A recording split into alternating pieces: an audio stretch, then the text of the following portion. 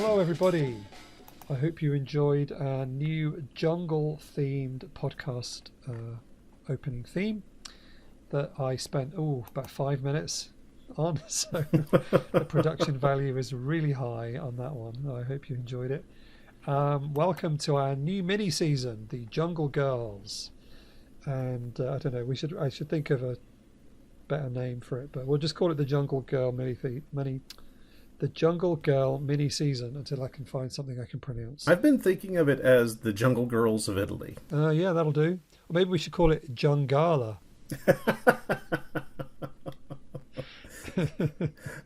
Well, I have to admit that it took me forcing my eyes to stare at the screen repeatedly to make myself spell Gungala correctly, because I kept wanting to switch the G with a D. Yeah. In the English dub, I swear sometimes it sounds like that. Yeah, so in the English dub, they spell it all kinds of ways. But hey, we're getting ahead of ourselves. Oh, sorry. I'd like to first of all introduce... My name is Adrian, of course. I'd like to introduce my co-host, the ever-reliable podcaster extraordinaire, Rod Barnett. Hello, I'm glad to be here. Now, Rod, this was all your fault. Yes, I will take blame for this the same way in which you must take the blame for Italian comedies that we cover. So happy to take that one. So do you want to just give us a bit of background on why? Well, first, I guess just why. That's it. Question mark. it's a fine and good question. I have been fascinated with Jungle Girl films and comic books and, Pulp Fiction for a very long period of time. And I guess it all dates back to my original reading of the first several Tarzan novels when I was a kid. But I think that, that was all pre-puberty. And I think that puberty explains my adult fascination with the Jungle Girl subgenre. It's a very strange kind of story. I'm not going to pretend that there's not something adolescent and bizarre about having a fascination with Jungle Girl stories, but at the same time, they have been going on for a very long period of time. I mean, the earliest example would probably be from about 1904. Oh. There was this novel called Green Mansions that kind of introduced, for better or worse, the concept of the forest dwelling, non-African native girl who's at one with her surroundings and friendly with the animals and kind of accepted as either some kind of strange pale goddess or something along these lines. And since then, of course, Green Mansions was adapted into a film in the 50s. Do you know who played the Jungle Girl in the adaptation of Green Mansions in the 50s? Not a clue. Audrey Hepburn. Oh, okay. Yeah. That wasn't what I was expecting. Yeah. That's always one of those moments where it's a wonderful card to throw on the table and go, ah ha ha. Yeah. So fair enough. That's not the first. Of course, I think that for most cinema goers, their first introduction to the kind of Jungle Girl idea may have been the second Johnny Weissmuller Tarzan film, where you get you get Jane having been assimilated into the jungle and cavorting in the uncut version with a fair amount of swimming nudity. In the film, although apparently that the swimming nudes were done by a stunt double of some sort, or a nude double. Nevertheless, the idea of adolescent male eyes right there on the verge of discovering that those girls are much more interesting than he originally thought probably explains a lot of fascination with Jungle Girls. I will admit, even just last night, I started reading a collection of Jungle Girl comic books from I believe the 50s, called Judy of the Jungle. It's like Judy, really? So we're going to use every name humanly imaginable, but it's like, does it start with a J? We'll use it. Does it start with any other letter? We'll use that too. I guess one of the most famous would be probably Sheena, because Sheena got turned into Sheena was a series of pulp stories that got turned into a television show with Irish McCalla in the 50s, and then they even made a film in 1984 that I completely ignored. Is it Farrah Fawcett or somebody like that? Oh, no, no, no, no! Who's in that one? The film in the 80s was actually oh my goodness, I just completely blanked on her name. Tanya Roberts. Oh yeah, yeah, yeah. And what's really weird is that I completely ignored the Sheena movie from '84 when I was a teenager, because I just assumed it was terrible. And then just a few years ago, I finally decided to watch it and realized, it's really a very good adaptation of the story, and I kind of enjoy the crap out of it. I really do enjoy that film. But take that with the Jungle Girl size grain of salt. I already have admitted that I'm a huge fan of this stuff. And the thing that you get into with the Jungle Girl films that I think that we're going to concentrate on is just a handful of them that were produced, strangely enough, as exploitation films. I can't imagine why. In Italy in the late 60s. Yes, I've picked out 4 for us to try and cover, and they're all 1968 or 69. So it was a very concentrated period of jungle girl exploitation, whatever we want to call it.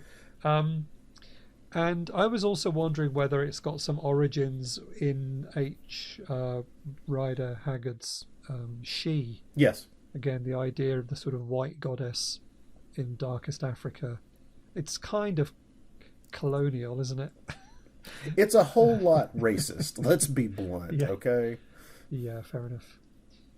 Yes, we'll certainly probably pick up on some of that when we get into today's film. So today we are talking about the film which is known in English as Gungala, the Black Panther Girl, but I much prefer its Italian title, Gungala, la pantera nuda, which I think we can all translate in our heads without any help from Google. Now, interestingly, so we've watched the English dub, and I swear, and I'm going to play the music here, I swear there's a song, the theme song, and this singer is screaming this girl's name over and over in the song. Yes. But she's saying Gangala, which, I think Gangala, that sounds medical. That sounds like a bit of your body, the Gangala.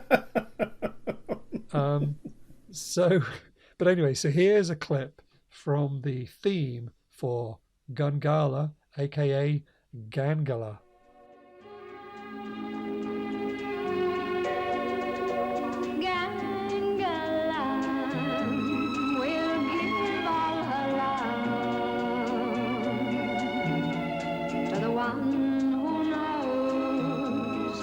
She's worthy of, to the someone that somehow will face dangers unknown, who will conquer all others, who'll fight alone for Gangala, so wild and so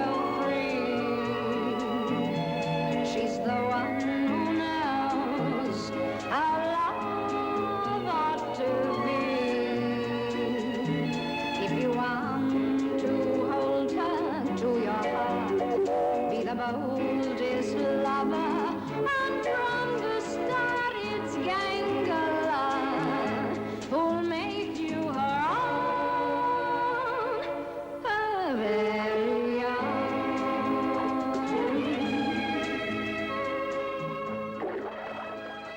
But in the Italian dub, it's different. They're singing something completely different. So here is that.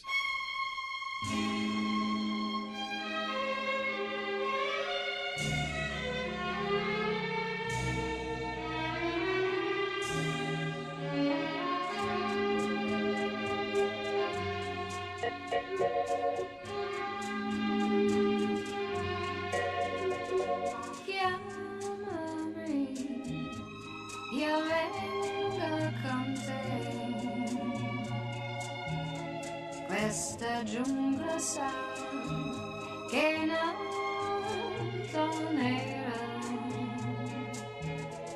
alle fiabe del tempo in cui non c'eri tu. Ho sentito d'incanto la nostalgia del bene in vita portato da te. And you can make up your minds which version you prefer. But it's so weird. Gangala. What? It can be. I hate to say it is a bit of an earworm. I was rewatching the beginning of the film earlier this morning and realizing, man, that is going to be in my head all again today, isn't it? Yeah. It reminded me, I haven't done enough research to see who was singing that, but it reminded me of the theme for, I think it's The Big Gun Down, that has a similar level of sort of screamy woman singing the song. Anyway, yeah. So there you go. So Gungala, La Pantera Nuda from 1968, directed by our old friend Roger Rockefeller. Okay, yes. Here's the thing: when you picked this to be our first out of the gate, I did not pay attention until after I'd watched it to who directed it. Started poking around, doing a little research, and then went, well, of course, this is exactly why. You're such a fan of this Rockefeller guy. I know, I'm so predictable. Now, what's interesting, so obviously, for those of you who are unaware, Roger Rockefeller was the bizarre and quite hilarious anglicized name chosen by one of my favorite guys, Ruggero Deodato. Now, given that 10 years later, a little bit longer than 10 years later, he would be very famous or infamous for films that he made in the jungle. I thought there would be more interest around this film because this is his first jungle film. Mm-hmm. But even today on the IMDb, there are only 2 reviews. I know. And on Letterboxd, there are only 6. So it's like barely anybody is interested in this film, has gone back to like it would be really interesting. Somebody could write a paper tracing Deodato's jungle movies, through this one and then through into the 70s and obviously up to Cannibal Holocaust and then beyond, obviously, because he still kept going back to the jungle in the 80s. Mm-hmm. With Cut and Run and a few, several others. Yeah. But this is his first go. And it's really interesting to sort of watch this film thinking, this guy was going to make Cannibal Holocaust 12 years later. and thereby change the world. Exactly.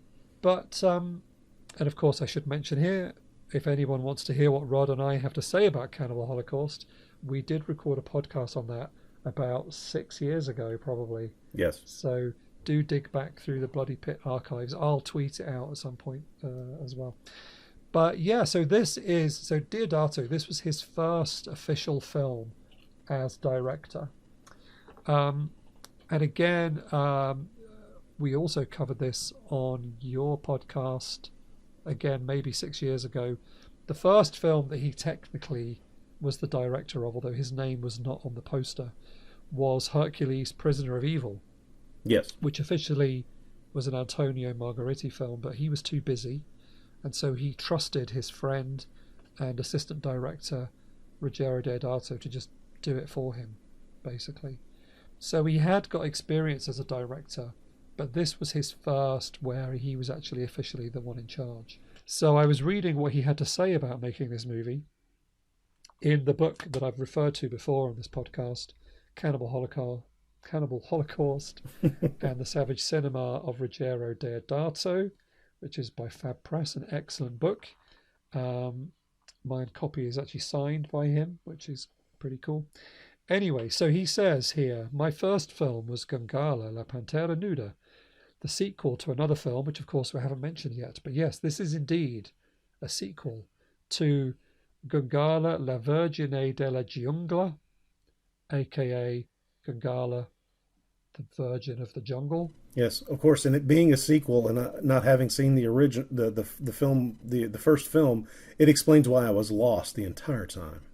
Yeah, exactly. So the first film was directed by Romano Ferrara, who co-wrote the script for that one as well.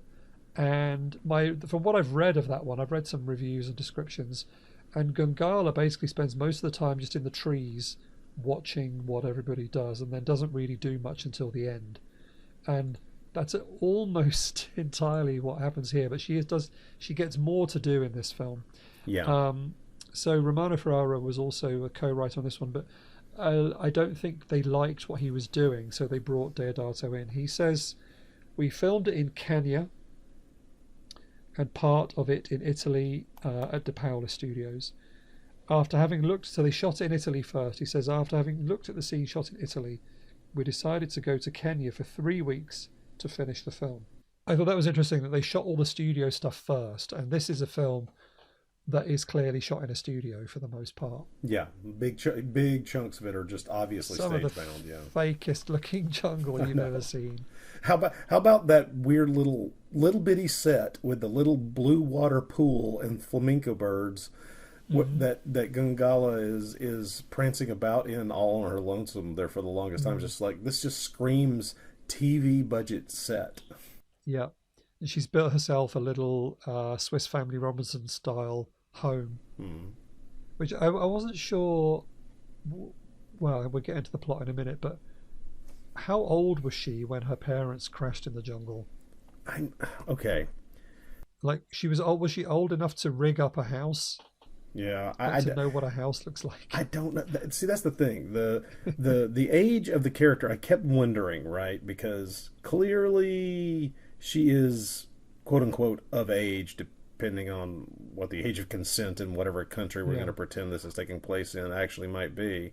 But the strange thing is, without having seen the first film, which maybe would have given us a clue as to how old she was when the plane crashed and her parents died.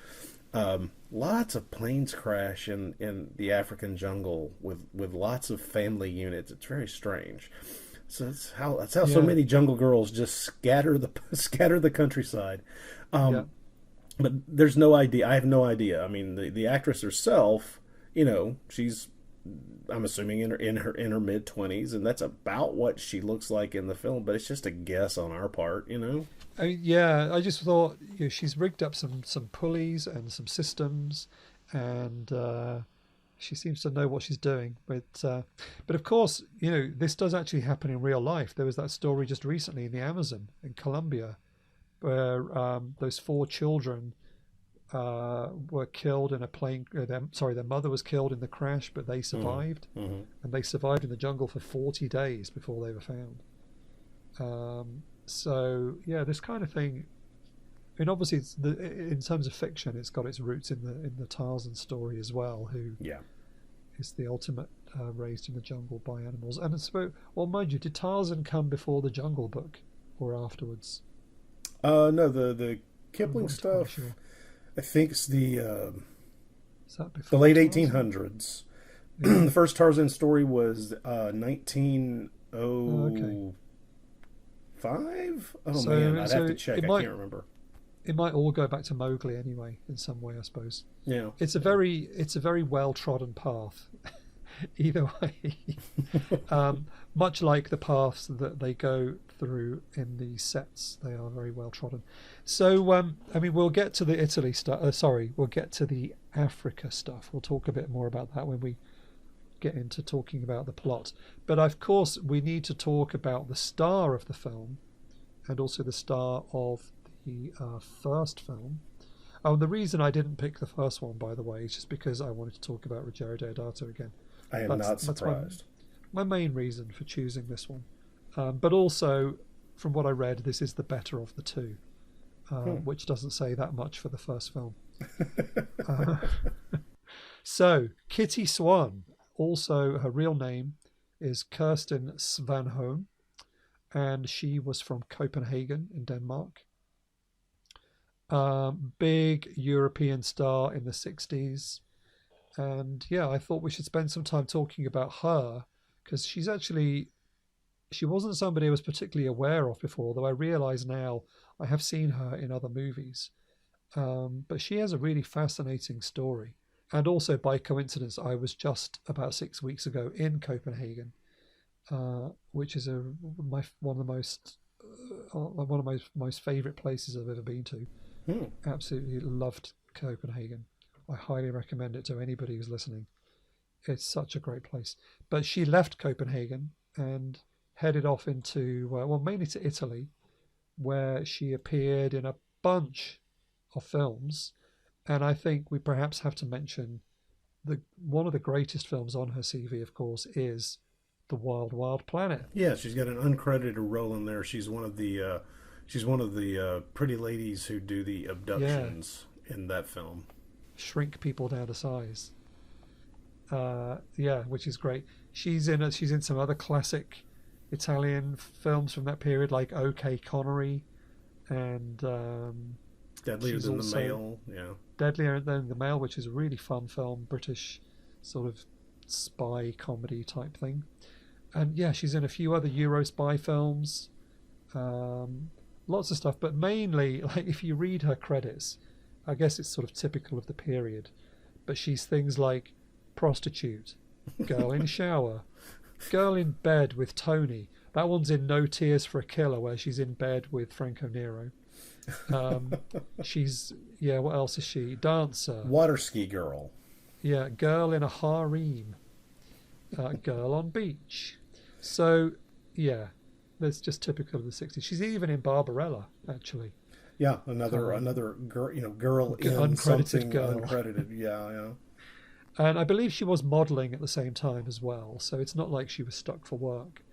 But what I think is interesting is that you could see very clearly that there came a point in about 67 where suddenly she's in 4 different jungle epics, these 2 Gungala films and 2 Tarzan films. And it's just like, oh, okay, so they apparently think they found her niche at that point, right? Yeah, so she was cast as in the lead role, which must have been pretty exciting for somebody who's spent most of their career uncredited in the first Gangala film. And then that led to almost immediately to a sequel. And then, like you said, she plays an Amazon queen in a film called Tarzan en la Gruta del Oro, which is Tarzan in the Golden Grotto. Yeah, which is a Spanish co-production. In some films, she's referred to as Zan as well. There's a character called Zan rather than Tarzan. Yeah, I'm interested in seeing Tarzan in the Golden Grotto.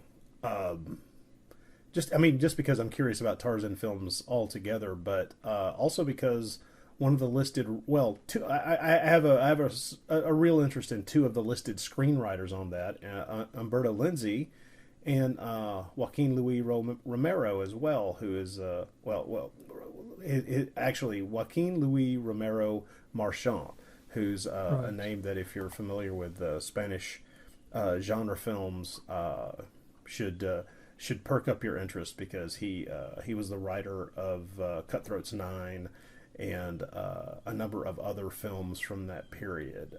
So I have a curiosity about Tarzan and the Golden Grotto that is going to make me seek that one out, I should say. Yeah. And then there was a sequel to that one, which was a Spanish, Italian, and Filipino co-production called Gangala and the Treasure of Emerald Cave. And that one was made in the early 70s. And so that one, of course, if anyone knows the story of Kitty Swan, is where there was a terrible accident on set. Now I'm a bit confused because I've read about this, and apparently, so it's a Spanish, Italian, Filipino co-production, but they were shooting a scene in Florida, and that's where the accident actually happened. Yeah. Which is just bizarre in itself. So I've got the details here. So it says, while filming in Rainbow Springs, Florida in 1970, some unskilled pyrotechnicians, which sounds to me like they just hired some cheap local people, caused a terrible fire during the shooting of a scene where Kitty and her co-star, Steve Hawkes, who played Tarzan, who incidentally, Steve Hawkes, that's not his real name. Yeah, he was Eastern European. That's Yeah, I'm not sure. I've always just called him Steve Hawks. I've never seen it. Well, yeah. Also, his surname is Stepan Sipek. That was his real name, from Zagreb, and he had been abandoned by his parents and raised on his own, very poor. But he became a really good swimmer, and that was how he ended up. He won a swimming marathon across Lake Ontario, which kind of got him some fame, and that's how he ended up as the new Tarzan. Which isn't that similar to Johnny Weissmuller? Wasn't he a swimmer yeah, originally? Johnny Weissmuller was an Olympic gold medal winning swimmer, and that's how he ended up playing Tarzan. Yeah, I think swimmers have the right shaped bodies to be Tarzans. they have the correct lean physique. Yeah, Yes. quite triangular. Anyway, so there's this terrible fire. There's a scene where, and this scene is in the movie up until the bit where obviously it went wrong, but they've basically been tied onto these stakes, and there's also a lion there as well.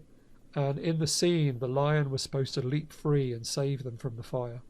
But it went wrong. I think there was petrol involved, and the whole thing went up. The flames got out of control, and the crew couldn't put it out quick enough. And the lion did manage to get free and saved Steve Hawks, like it had been trained to do. And so he was less badly injured than she was.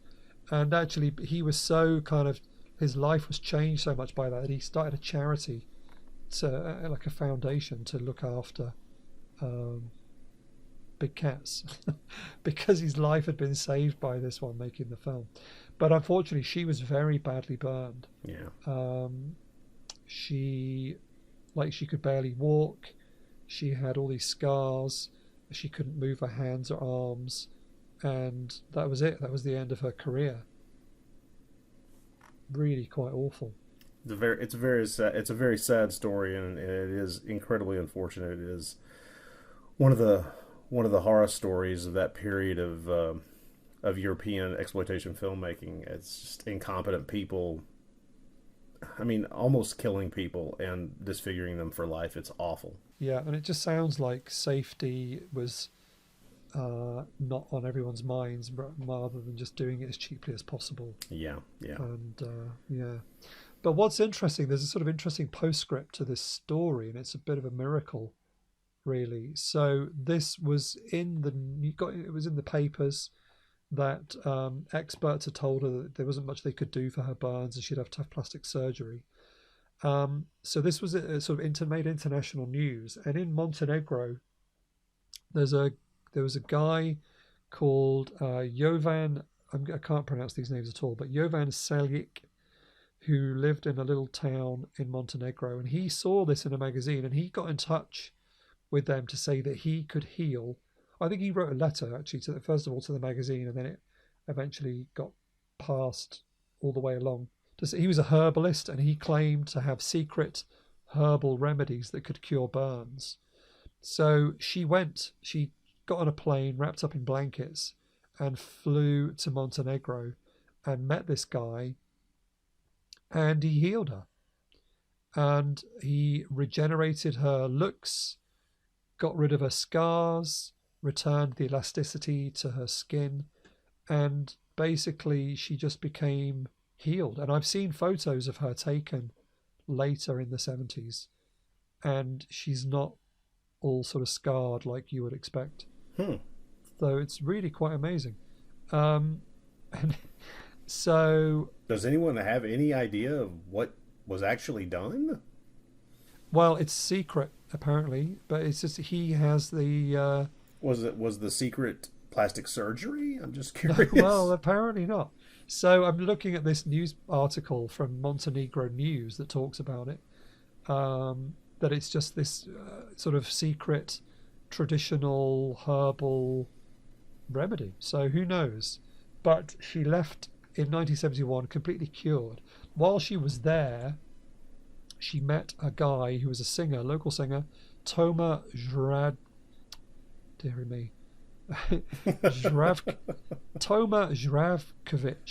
and together in 1971, so this is after she was healed, they recorded a single. So she made a record in, it says here Yugoslavia, well, I guess it was Yugoslavia at the time. I'm afraid my Eastern European geography knowledge is embarrassing. According to Discogs, it was released in Yugoslavia. But yeah, so she made a record while she was there. So I will put a clip of that here. It's called Pesma o Kitty Swan. Baš juče slušam pesmu tu I plačem ja. Tvoj bol je velik, Kitty Swan. Za mene si ti divan cvet u srcu mom. Za mene si tužna pesma, Kitty Swan. Za mene si ti divan cvet u srcu mom. Za mene si tužna pesma, Kitty Swan.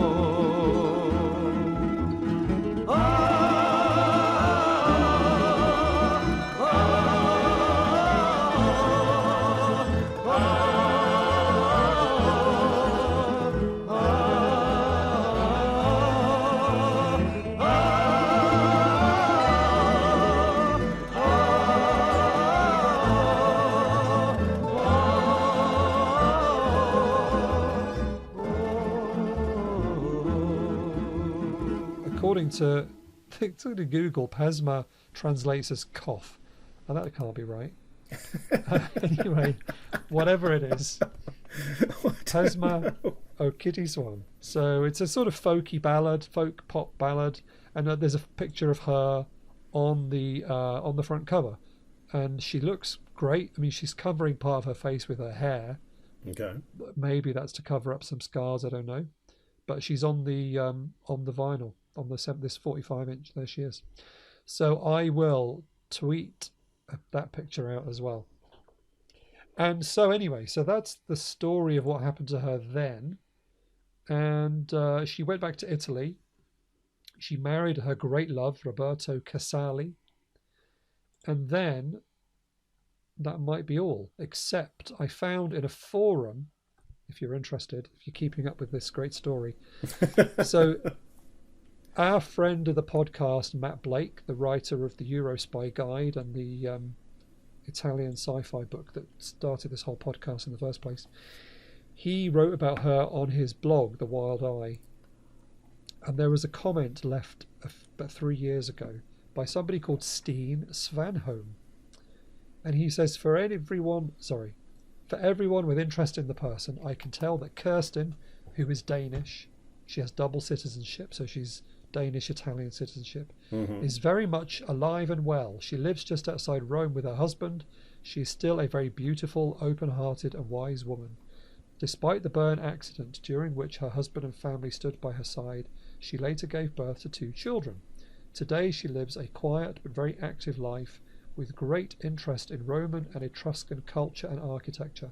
She is also a skilled painter and sculptor and among the most knowledgeable people, though not documented, concerning ancient Roman marble and pottery, and she is my very cherished aunt.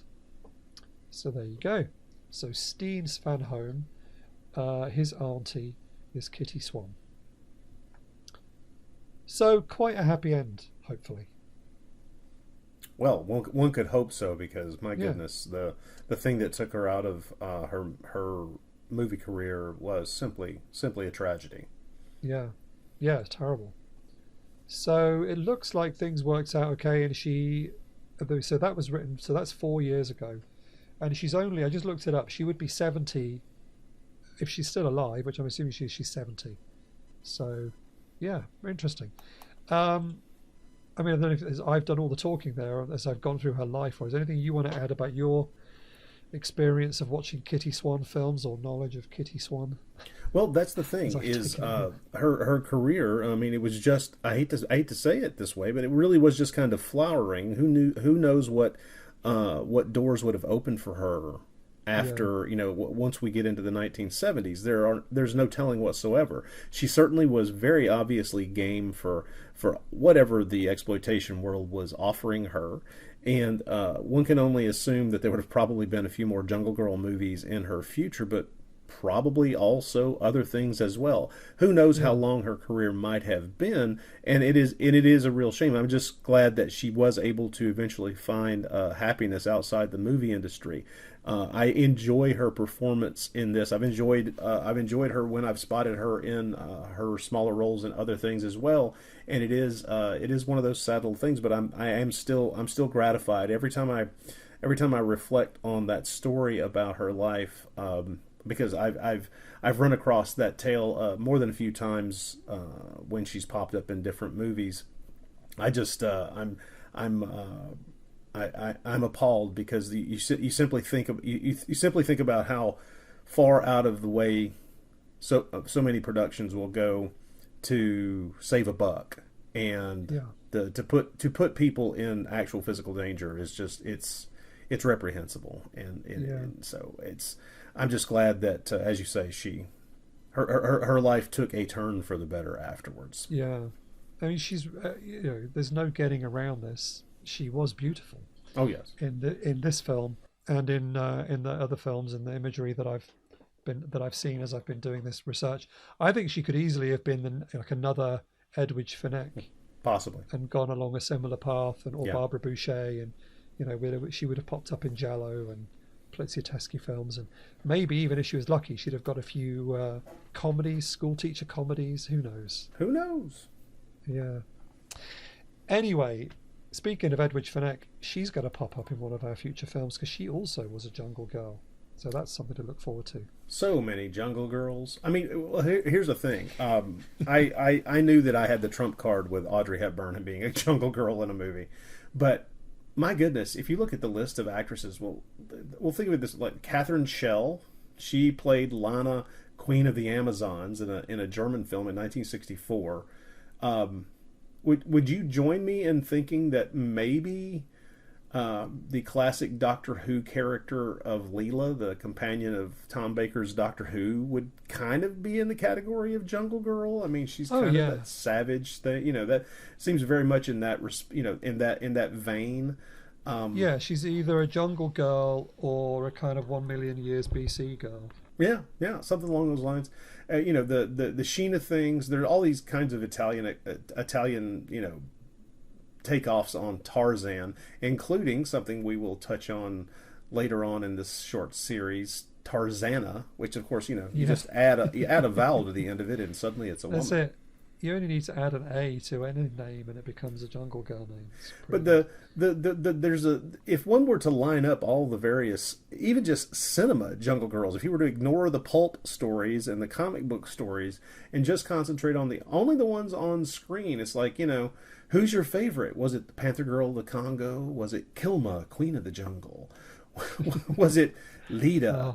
Who was played by Valerie Leon in one of the Carry On films? I mean, it's like there's so many. It's ridiculous. Yeah, don't make me pick my favourite. That's too hard. I mean, speaking of Valerie Leon, I've interviewed her years ago. She's lovely.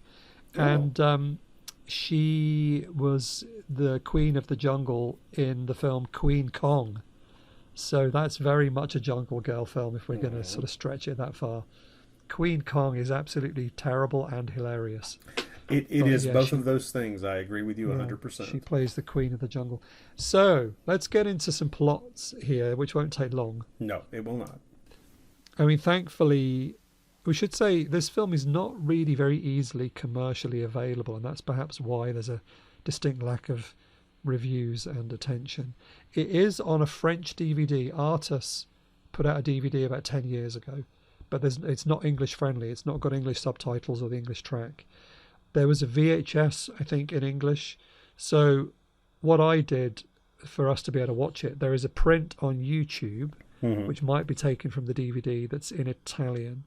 So I took that one, and then I took the English language track from a very poor quality VHS copy on archive.org, and I put the two together, and they more or less sync up. There's a few scenes where it's a bit out of sync, but for the most part it kind of works.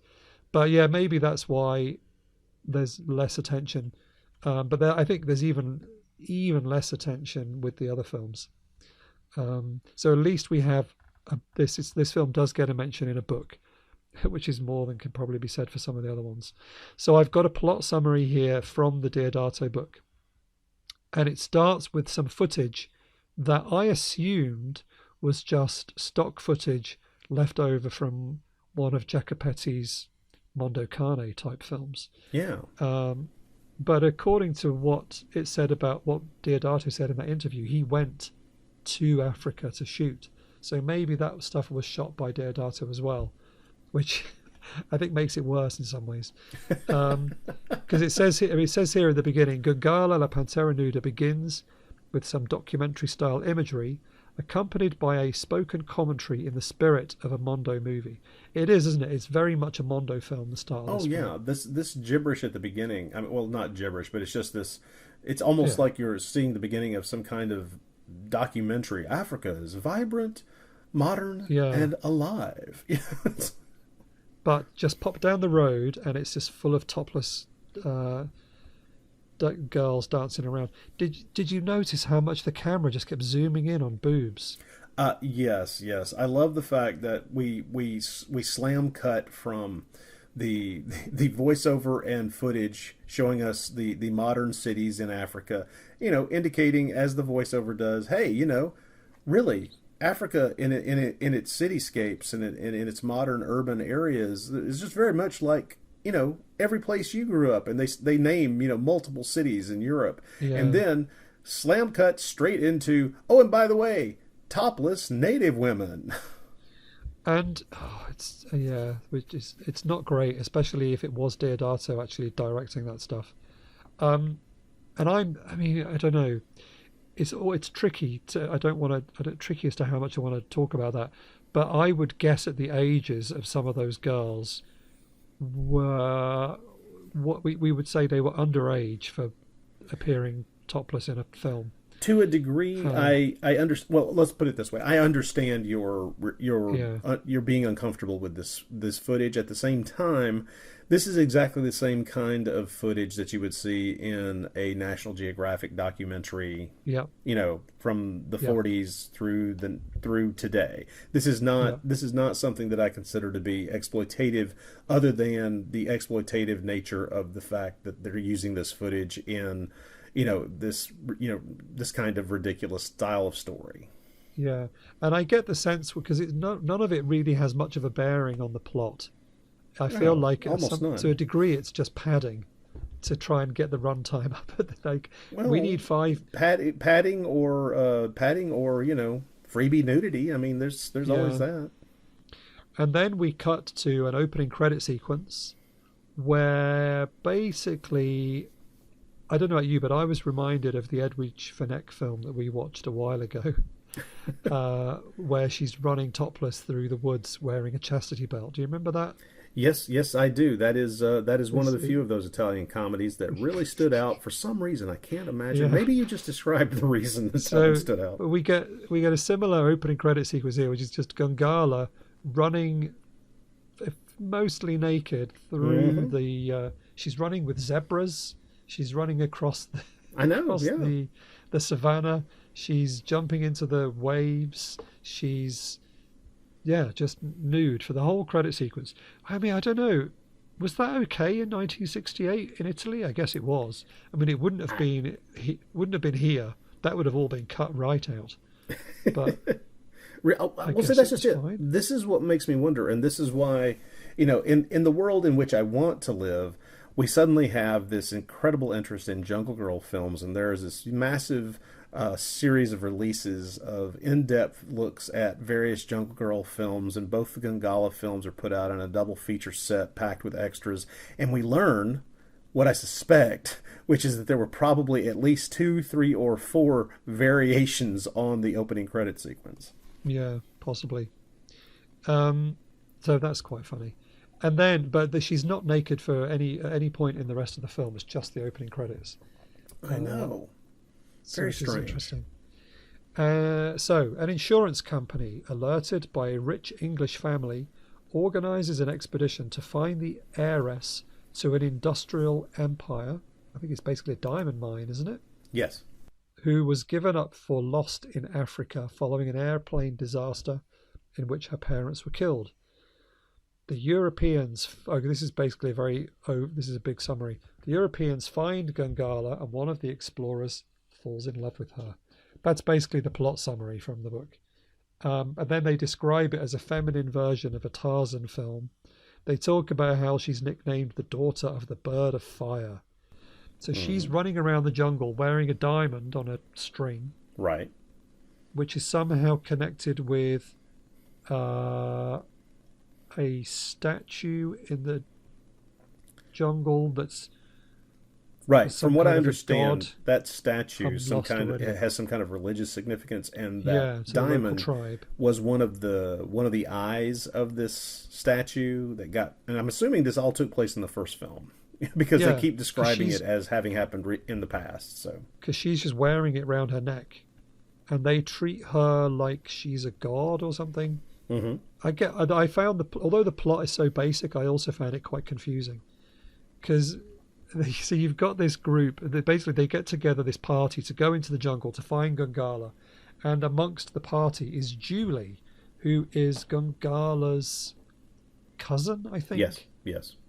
Who wants to be the heiress herself, but if they find Gungala gets it all and not Julie, or they split it 50-50, I think.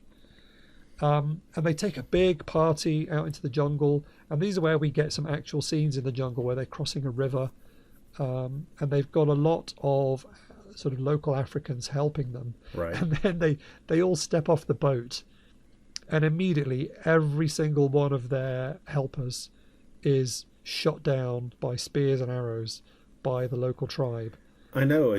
That was the moment at which I thought, so this film is going to have some violence and action. Alrighty then. But what I want to know is, what did they do with the bodies? Oh, we leave them laying there, and much like a video game, we ignore them and they go away. Yeah, because in the next scene, they've just set up camp in the clearing. Mm-hmm. And I'm like, what did you just do with all those dead people?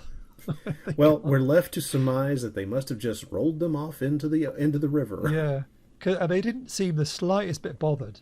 One of the guys was still alive, and he's like reaching out to them, and they're just completely ignoring him. I know. Well, no, I mean, one of them is about to shoot this guy, and our supposed hero, the blonde fellow, says, "Oh well, don't shoot him. He's one of ours." And then they just stand there and resume their conversation. They don't go over to him. They don't offer him any first aid.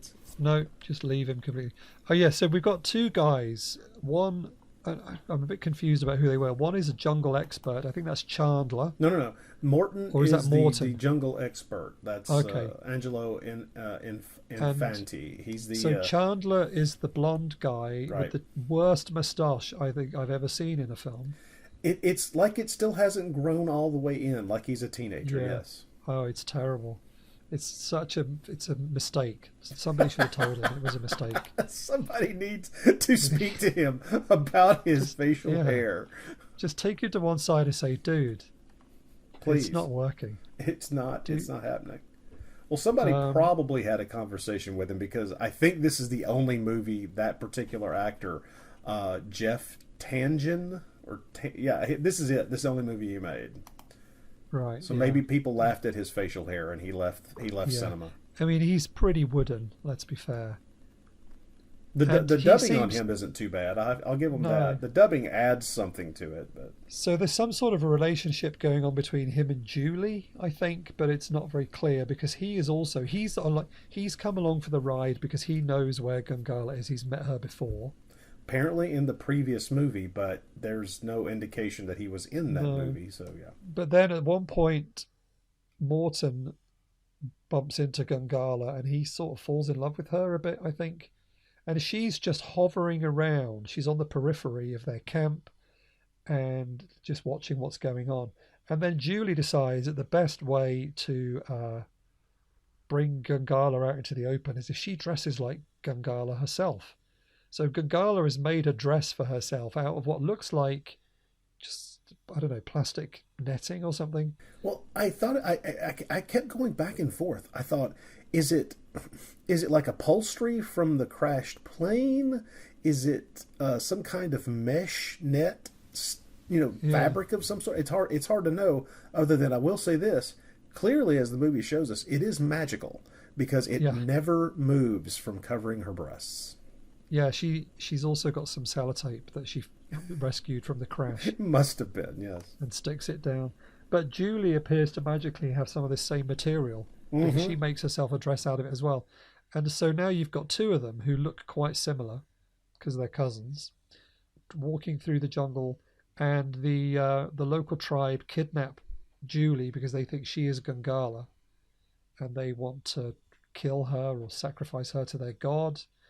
There's also, in the background of all this, there was a guide who they asked to take them into the jungle, and he said no. Yeah. But then he's secretly teaming up with a guy who's just credited as Arab. No.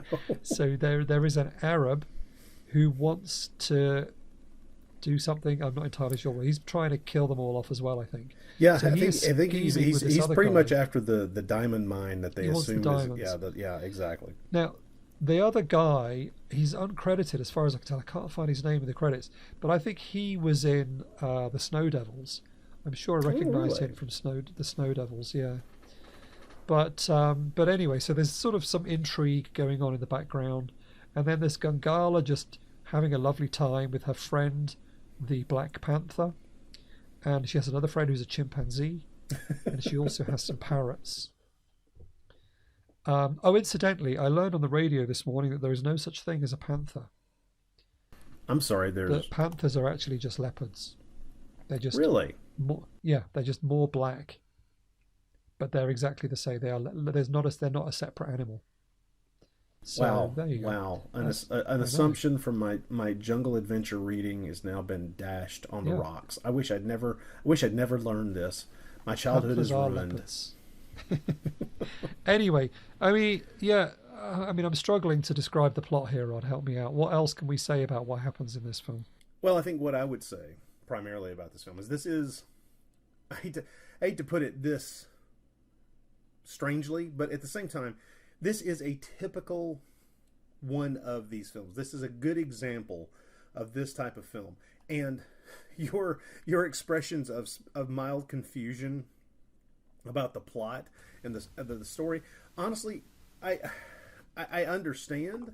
Part of that is cleared up if you have the wherewithal to watch the film more than once, because it is all spelled out Yeah, within the dialogue. Once you are doing more than just mildly paying attention to how well it's kind of forming up against all the other variations on this same theme, these movies are much of a sameness. There is a quality to these movies in which they tread the same pathways with mild variations pretty much every time. There's not a lot that you're going to find within this genre that isn't something you haven't seen in one form or another. They're very similar kinds of movies, and I know that for a lot of people that will knock down your ability to enjoy these for what they are, which is a bit of a Yeah. shame, because it is the joys of these films do really kind of fall well within the kind of standard jungle adventure thing. If you enjoy the types of adventure stories that these are putting on screen, you're going to be good, and you're going to kind of enjoy picking out the slight variations, the change ups, the way they get to the different places that these stories almost always end up going.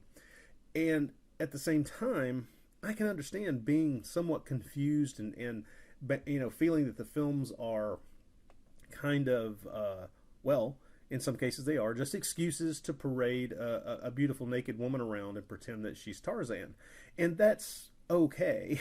But at the same time, these films are not everybody's cup of tea. I can very much understand somebody listening to us talk about these movies and never having the slightest urge to watch them. But there are joys to be had in these movies. For instance, Yeah. I'm kind of weird and reluctant to admit this. I kind of enjoy the music in this film. I don't think it's the greatest score I've ever heard in my life, and I suspect that it was probably commissioned for some other film before it got used for this. I have no idea, no way to know, not exactly sure. But the joys of these kinds of stories are they're related very much to whatever enjoyment you might have ever had to jungle epics. Now, here's the big downside that I think you're gonna have to admit to with Jungle Girl movies, no matter what. Okay. They never have the kinds of really fun action that you hope you're going to get. In other words, if what you're looking for is the kind of rough and tumble action that you would get from a Tarzan film, where Tarzan is involved in fighting bad guys and clubbing people over the head and doing things of that nature, it is a very rare Jungle Girl movie that is going to offer up that kind of thing. The actresses are not asked to put themselves in the position of taking on bad guys, fighting in hand-to-hand combat, doing anything of that nature. And they don't wrestle crocodiles either. No, they do not. But there are quite a lot of crocodiles in this film, actually. quite a lot. What But you end they're up with is the completely Jungle fine. Girl being presented as someone who kind of lives in harmony with nature around her. And I don't know if that is a choice made to differentiate the Jungle Girls from, say, the Tarzan kind of, white savage in the jungle, or if it is something that is done because, hey, we're hiring a model. We don't want to shove her in front of a lion. Sure. Understandable. Yeah, I mean, like it says in the book here, she encompasses all the stereotypes. She speaks with the animals, has a great sense of justice, punishes the abusers of power, and is in effect the sheriff of the jungle. Right. And that to me is one of the things I often find myself, I'll find a new Jungle Girl movie and get all excited because I like Jungle Girl movies, and I'll find myself waiting, hoping, thinking, hey, yeah, cool, let's see the action. And the action that's going to be in these movies is going to be like the things we've already described, which is when native tribesmen attack, the porters and bearers of the safari that is moving through their jungle. That's the action. You don't get a savage Jungle Girl with a knife in her hand, attacking scumbags and righting wrongs. That's not these stories. And I'll admit, that is a frustration for me, but I guess I long ago just kind of embraced the fact that these are not Tarzan stories. As much as I might want there to be a full-on, attack the scumbag bad guys kind of Jungle Girl movie, those are few and far between. Strangely enough, the 1984 Sheena with Tanya Roberts actually comes pretty close to that. There's some good action sequences in that, and it's clear that they picked an actress who was willing to kind of go the distance and do the stuff that you're kind of hoping a Jungle Girl movie might eventually have. So if you go into one of these movies hoping for something along the lines of a Tarzan movie with as far as the action, you're gonna be disappointed. So you're going into these, I guess it's better to kind of go into these movies with more of an eye toward sexploitation. That's more what these are. There's some adventure stuff involved and some nature footage and maybe a little jungle intrigue, but these aren't Gordon Scott or Johnny Weissmuller Tarzan movies. No. They're not action movies, unfortunately. Just one last thing I wanted to mention from the book. According to the reviewer, he says that Kitty Swan ostentatiously, is that right? Ostentatiously shows off her hairy armpits.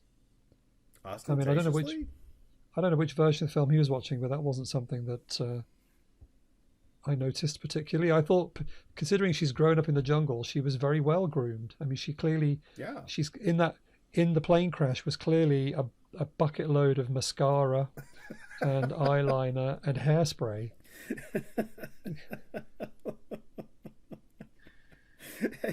Yes, and clearly, nail and hair care products of some sort. Yeah.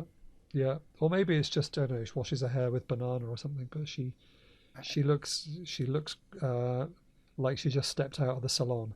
Yeah, like she just visited a day spa and is looking forward to the afternoon. Yeah. But there you go. So that is Gungala, La Pantera Nuda. I also forgot to mention, Rod, and I feel almost now like I have to do this in every episode, is that Kitty Swan's first film was I Due Pericoli Pubblici, which translates as The Two Public Dangers. Now, can you guess what kind of film that might be? Just based on the title. The Two Public Dangers. Two Public Dangers. It's I'm a going comedy. to assume it was a comedy. But yeah. Who might the two public dangers be? Oh no, it's not that comedy duo, is it? Oh yeah. Oh my goodness. So she was in a Franco and Ciccio film in 1964, playing an English tourist in a museum, and they're like a and rotting, then they're like a rotting thread of Italian cheese pushing its way through the very fabric of cinema. It's frightening. it's like all roads lead back to Franco and Ciccio. And because in fact she was in another one a year later called Gli Amanti Latini, or The Latin Lovers, where she is girl doing exercises on the beach, and she's in a bikini in that one, and she and Franco goes nuts when he sees her. So there you go. So she's actually in two Franco and Ciccio comedies, 64 and 65. Back in the decades when merely having an absolutely gorgeous woman scantily clad on screen for your comedians to react humorously to was comedy. Yep, there we are. So I couldn't let that go. Well, Adrian, I do have a question for you about this film and kind of the genre overall. How familiar are you with the Jungle Girl subgenre to begin with? Oh, totally unfamiliar. Ah, good. Okay, so what did you think of this example of? So apart from seeing pictures in some of the books, like obviously there are pictures of this one in the Deodato book, so that was when I was first aware, but I wasn't particularly aware that there was a whole subgenre and that there were a bunch of these films. So yeah, I mean, I enjoyed it. It's entertaining for what it is. It wasn't going to win any awards, and obviously the main reason that most people are going to come and watch this is because of Kitty Swan. It's certainly not for the brilliantly written dialogue or thrilling plot twists, but yeah, because obviously, as I mentioned, she spends quite a lot of the film just watching, and then by the end of the movie, she jumps into action to save the white people from the tribe, and she uses her power over the animals. There's a bit where she rides an elephant. They overcome the evil Arab, which is just... Yes. Oh yeah, who sinks in quicksand. Yeah. Well, see, that's just it. Spoiler I didn't want to necessarily bring this up because then my childhood terror returns, but this is a film that does emphasize the deadly nature of quicksand and how it can sneak right up on you. When we were growing up, I honestly thought I was going to die in quicksand. Like, it just seemed to be everywhere. Well, I did for a long time think that it might be a good idea to just carry around a length of rope just in case you needed it because of quicksand. Do you remember that show Manimal in the 80s? Oh, I did not see it when it was broadcast, but I do know what you're talking about. Yeah. Yes. I remember an episode of that where there's a guy sinking in quicksand, so Manimal turns himself into a snake. So he can be used like a rope to pull himself out. I'm sorry. I was wanting to finish that sentence with, so Manimal turns himself into a snake so that he can laugh at him. Yeah. That's my main memory of... Yeah, but everything seemed to be people sinking in quicksand all the time in the 80s. But obviously, this is the 60s and it was still a thing. You don't see quicksand around so much these days, thankfully. Yeah, they're almost as invisible as rotary dial phones. It's just they don't exist anymore. Yeah, it's fine. Yeah, no, I enjoyed this one. I'm looking forward to the next one, which is going to be Luana the Jungle Girl. Oh, good. And if anybody wants to play along at home, that is on YouTube in a relatively watchable, it's okay, English language print. So yeah, so don't miss that one. Now, before we finish today, I realise we're running a bit long, but I wanted to mention we've had quite a lot of feedback that I wanted to share with you before we go. Please, good. So based on our last episode where we talked about Warriors of the Lost World, so Lee Perkins got in touch. Hi Lee, thanks for listening.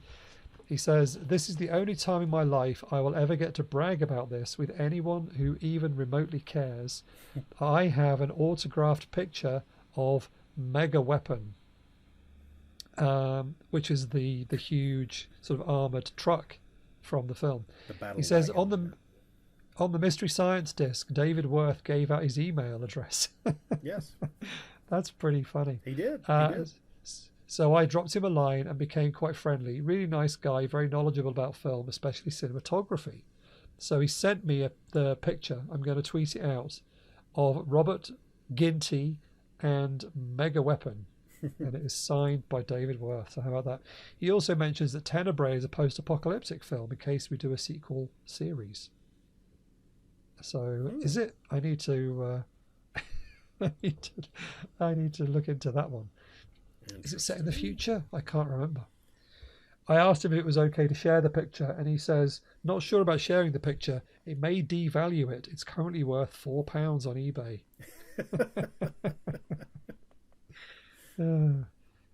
He also keeps accidentally calling it Mega Truck instead of Mega Weapon, which I think is probably easy to do. He says that he has a YouTube channel called Psychotronic Films and Television. So he was collating anything on YouTube that's in Michael Weldon's book.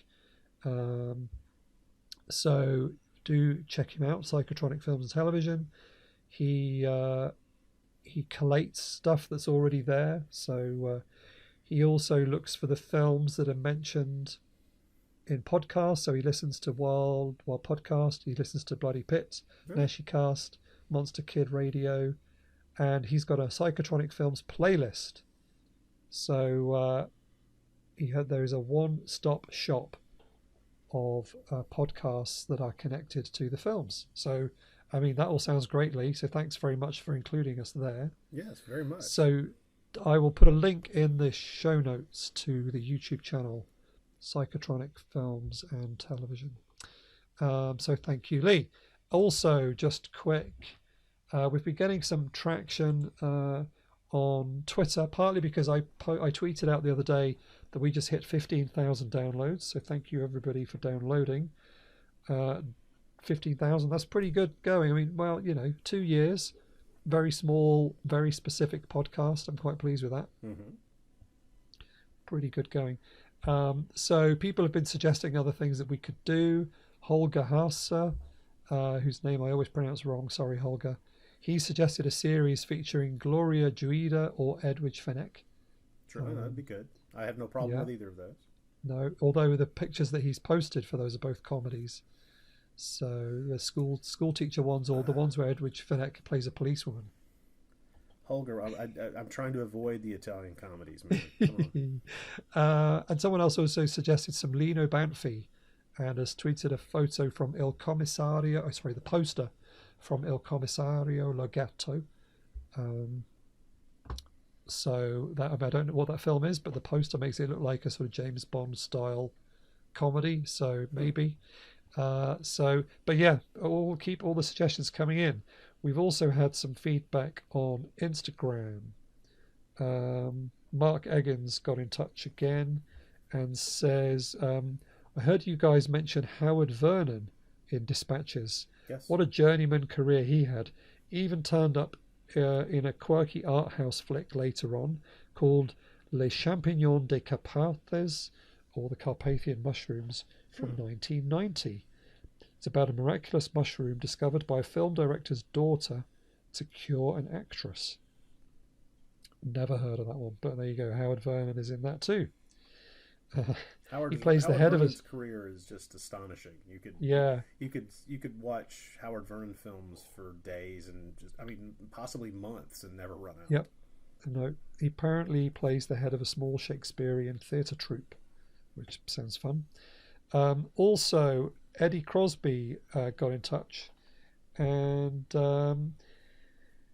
mentioned, I think we talked about the film Illustrious Corpses, and he said Francesco Rossi, the director, was known as Italy's social conscience, making absorbing political thrillers during the years of lead. He's barely talked about nowadays, but his films made the rounds of repertory cinemas in the early 80s. Films like The Mattei Affair, which won the Palme d'Or. So he said, don't expect car chases and shootouts, but they're a good contrast to the poliziotteschi genre. So, a bit more sort of serious messages. Now, he actually sent us that one a while ago, but I only just saw it, so apologies for that. Yes. Oh, he accidentally said repository cinemas, which was quite funny. He did, of course, mean repertory cinemas, which, as I said, is a very different kind of viewing experience if you go to a repository cinema. Yes.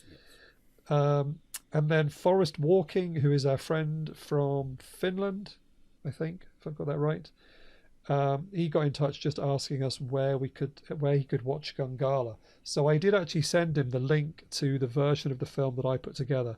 I don't know if that's breaking any copyright rules or not, but if anyone else wants to watch Gungala and they want to see my English language mashup version, then get in touch and I'll send you a link. But only if you do that in the next couple of weeks, because at some point I'll probably have to just delete it in case I get into too much trouble. Anyway, so there you go. So it's great to hear from people. Please do get in touch. We like hearing from you on Twitter or Instagram or the email, which is just wildwildpodcast@gmail.com, or we are the Wild Wild Pod on Twitter. On Instagram, we are Wild Wild Podcast. So hopefully that's not too confusing. Rod, I didn't ask you at the beginning, but is there anything you want to plug before we finish? Oh my goodness. Nothing specific, just the podcasts keep rolling along. Mm-hmm. There will be some announcements soon from you and I and I hope so. Troy Gwynn and myself about some upcoming commentary tracks, of course. Yes. But other than that, the podcast keeps rolling along. I've got a Star Trek 3 episode coming out very soon. We've got some stuff coming up for the month of October leading up to Halloween involving, as you put the bug in my ear, I'm going to do an episode of The Bloody Pit with 2 or 3 episodes of the Inner Sanctum old radio show, just to kind of give people a flavor of that for the holiday Excellent. season. Yes, I enjoyed your Inner Sanctum podcast. So yes, if anyone who's listening to this hasn't heard that, do head over to the Bloody Pit and check that out. Well, thank you, Rod. Thank you again for doing this. It's fun to be back in a new themed season. And thank you everybody for listening. We'll be back in a couple of weeks into the jungle again. So get your loincloths in the wash and get them pressed. Get your suntan oil. Yes. Yeah, get ready to stick all that back on and listen to the next episode. I don't know what I'm talking about. Right. That'll do, I think. Thanks everybody. And here again, in case you weren't listening properly the first time, here's our wonderful jungle themed podcast theme tune. Bye for now. Bye everyone.